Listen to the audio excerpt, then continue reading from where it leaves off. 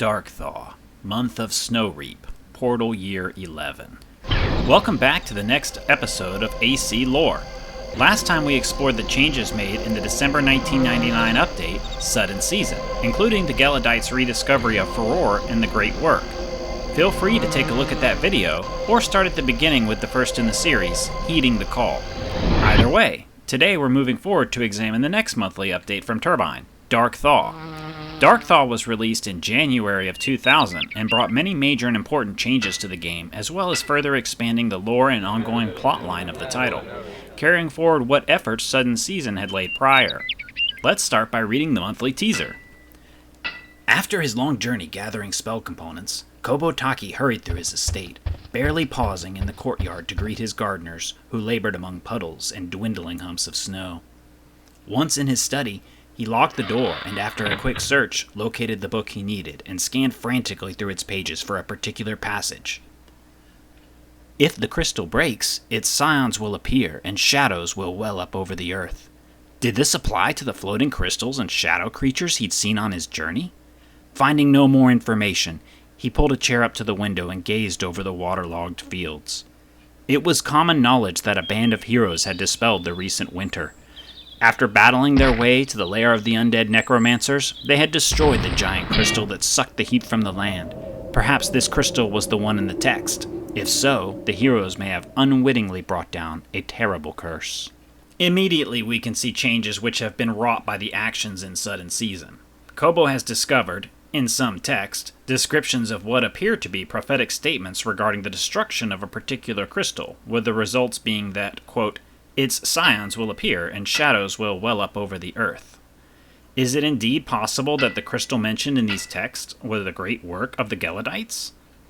As with Kobo, players too logging into Dereth would find unwelcome visits and ongoing harassment by shadows or floating fragments. While it is certainly an important question as to whether or not the destruction of the great work is to blame for the appearance, the more pressing question would be what exactly should be done about such a threat.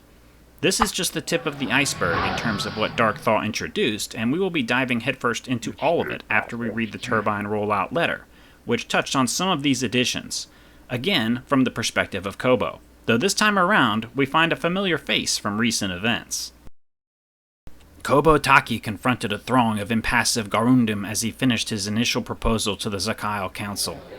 They had all agreed that the strange crystal beings and shadow monsters demanded some concerted action, but as he suspected, they doubted the various rogue mages would ever cooperate. Let's be frank, said Asina Al-Arcus. Mages guard their knowledge too closely. The most powerful ones will never form fellowships. Kobo smiled. They already have. I represent a consortium of the Archmages. A murmuring went up immediately as the council members turned to each other for cooperation. Yes, he went on. They exist, and they've determined that the forces now gathering against humanity demand that magicians cooperate. Already they have finished an ambitious joint project, a series of magical robes. Each of the robes temporarily increases the wearer's aptitude in a particular magic discipline. However, to achieve this effect, it also weakens the wearer in other areas of magic. A given robe is therefore a dangerous tool for a single mage, but a set of the robes may greatly enhance a well-balanced party. This is indeed intriguing, said Asina. But why have the Archmages not come forward themselves to make this announcement? And where can we acquire these robes? My masters are occupied with their work, he replied. As for acquiring the robes, you must address them in person. And where can they be found? Kobo smiled once again. I do not know. They contact me when the mood suits them. They ask that we work together to seek them out. In this passage, we learn that Kobo has come forth to the council in Zakyle, and listeners should recognize the name of Asina Al-Arcus from the previous episode. In the council chambers, Asina is skeptical of the information Kobo brings regarding the Archmages of Dereth, expecting that it's unlikely to have any sort of coherent cooperation. It is at this point that Kobo reveals he has already made contact and is actively representing a consortium of Archmages seeking to bolster the effort. Not only that, he brings tidings of new works, a joint project between the Archmages of Dereth which resulted in the creation of special magical robes, master robes, meant to bolster diverse parties facing the present challenges of the land.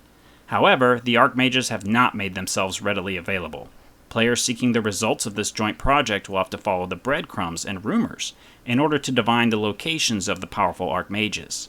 Before we go further into the details, let's take a quick look at the General Histories of Dereth Volume 2 to get more of a bird's eye view regarding the changes taking place this month. As the heat seeped back into the earth, snow lines receded. Patches of slush still dotted the landscape, but hints of green returned to most of the land.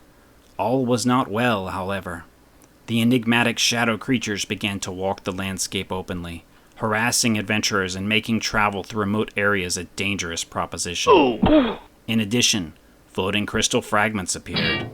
While originally thought to be pieces of the Geladites' great work, the vast number of fragments that soon swarmed across Dereth seemed to imply another origin. Fortunately, the most learned mages of the land had taken to heart the dire prognostications of the recovered Geladite scriptures. The archmages Seldiseth, Fadsahil al-Tashbi, Numidira, and Shoyanen Kenchu offered for sale master mage robes of fine quality, while they allowed their apprentice mage robes to be sold by the local mages of various towns. Non-mages were not left without fashionable attire, however, as the traditional warrior garb of Ispar began to appear in Dereth. Celdon, Amulian, and Kouija armor became visible signs of a warrior's prowess. J for Ainshadow. Truly, though, as is written, the robes were just a portion of the updates brought into Dereth this month. While on the subject of equipment and armor, mages weren't the only groups to receive some attention. Dark Thaw was the monthly update that introduced the Heritage armor sets for the first time. These sets would go on to become iconic and a core component of the game moving forward, as well as laying the foundation for some more interesting items yet to come. Each group of people received their own cultural set. The Alluvians were associated with the Celdon. This armor set has the most individual pieces, consisting of a total of 5 pieces for the set. Further, it has a unique visual element that involves colored veins running through the armor, so Celdon can be mixed and matched for interesting results. The show set was introduced as Kouija. This set consists of 3 separate pieces and has a sort of Asian or samurai flair to it. It has a nice visual style and is my second personal favorite. The Garu set was called Amuli, which consists of only 2 pieces of armor, an upper and lower piece.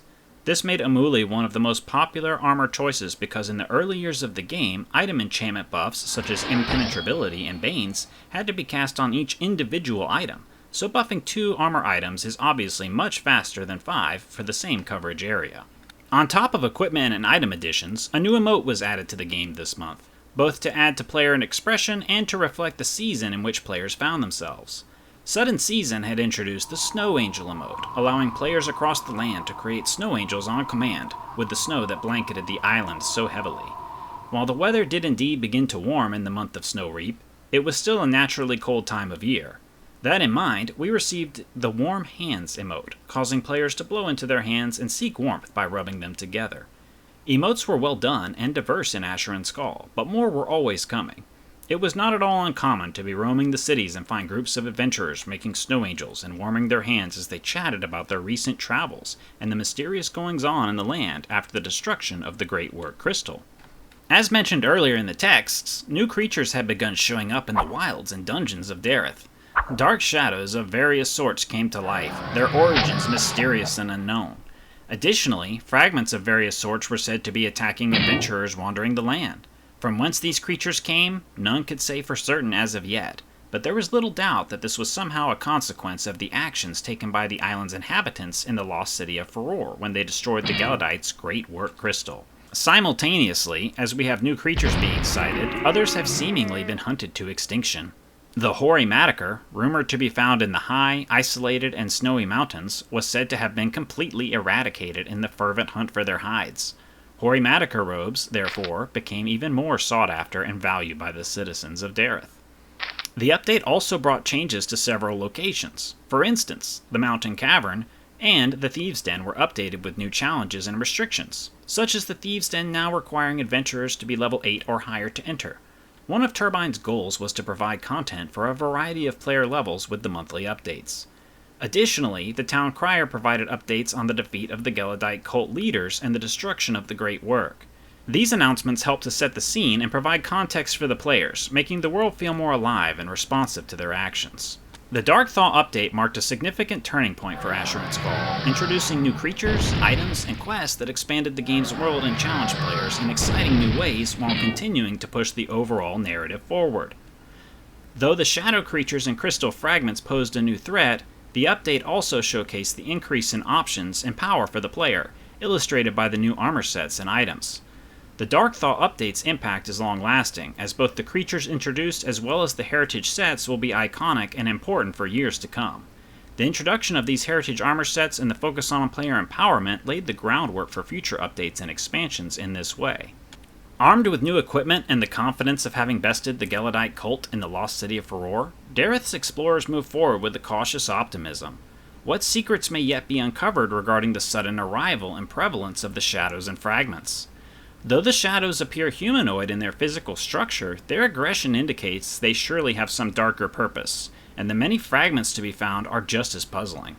While it is uncertain as to whether or not the new armor and robes will be able to turn the tide of this emerging war, there are important discoveries just over the horizon that may help cement victory and safety for the inhabitants of Dereth. Thank you for joining me on this journey through the lore of Asheron Call's second major update, Dark Thaw. If you enjoyed this deep dive into the history of Dereth, please take a moment to like this video and leave a comment with your thoughts or questions about this bit of AC lore. As always, subscribing to the channel helps me understand more directly what kind of content resonates with you as a viewer, so that and sharing this video are the most powerful ways to tell me that you love it. Your feedback will help shape future videos, and we shall certainly be exploring more of these fascinating stories together in the next video, in which we will detail the Shadows of the Past monthly update of February 2000. Until next time, adventurers, stay curious, and perhaps one day we shall meet in the world of Dereth.